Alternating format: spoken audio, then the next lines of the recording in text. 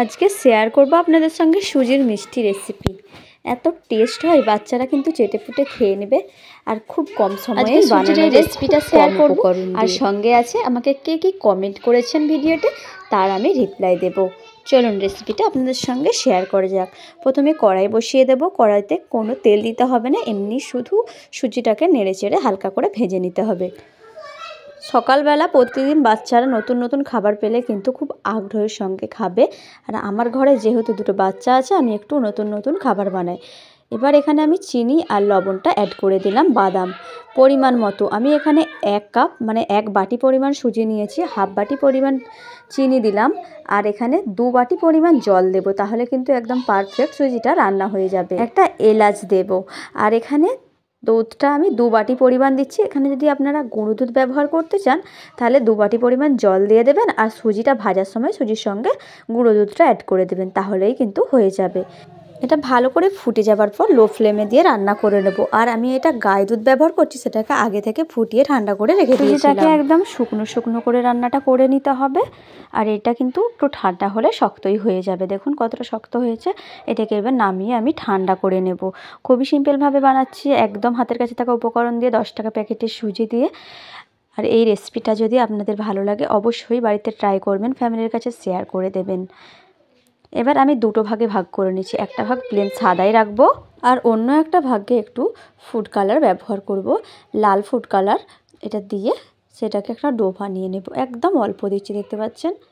বাজারে কিন্তু বললেই দেবে, খুব কম দামি নেয়। আর এটা যেহেতু খাবার ফুড কালার, ততটাও খারাপ নয়, আর না ব্যবহার করলেও পারবেন। আমি এটা কালার হবার জন্য জাস্ট দিলাম। এই পদ্ধতিতে করলে কিন্তু হবে, শুধু কালারটা ব্যবহার করবেন না, খুব টেস্ট হবে।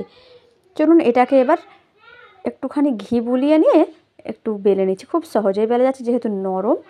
ঘি বুলিয়ে নিয়েছি বলে কিন্তু খুব সুন্দরভাবে উঠেও যাবে। একটা সাদা আর একটা গোলাপি, একটু লাল লাল গোলাপি হয়েছে আর কি।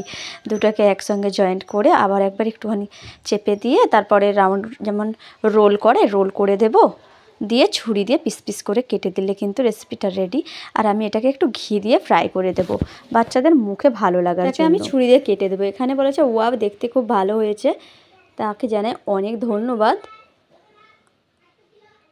আমার এই সুজির রেসিপি এতে কিন্তু দেয়া আছে অন্য পদ্ধতিতে, যদি করতে চান রেসিপিটা দেখার জন্য আমার চ্যানেলটি ফলো করে নেবেন বা সাবস্ক্রাইব করে দেবেন। এইভাবেই আমি সবগুলো বানিয়ে নিচ্ছি। সবগুলো কেটে নিয়েছি। অন্যদিকে আমি কমেন্টের উত্তর দিয়ে দিই একটু। সুন্দর হয়েছে, খুব থ্যাঙ্কস, নাইস রেসিপি। মমতা বলেছে, তাকেও ধন্যবাদ। ইভানা কিচেন বলেছে খুব সুন্দর লাগছে, তাকেও খুব ধন্যবাদ। বলছে খুব ভালো হয়েছে, ভালো বলেছে, ভেরি টেস্টি, ধন্যবাদ। আর এক বলছে নাইস। নিনির লাইফস্টাইল বলেছে ভালো, অসাধারণ থেকে গেলাম, ভেরি টেস্টি, খুব সুন্দর। সকলকেই জানে অনেক ধন্যবাদ। এভাবেই আমার পাশে থাকবেন, সুন্দর সুন্দর কমেন্ট করে আমাকে জানাবেন কেমন হয়েছে। আর আপনাদের সমস্ত কমেন্টের উত্তর আমি জানিয়ে দেবো। এটাকে আমি এবার একটু ঘি দিয়ে দেবো, ঘি দিয়ে ফ্রাই করে। দেখুন একদম 1 চামচ কিন্তু ঘি দিয়েছি, হালকা ঘি দিয়ে ফ্রাই করে নিচ্ছি। খুব সুন্দর একটা স্মেল বেরোবে, আর টেস্টটাও খুব সুন্দর হবে।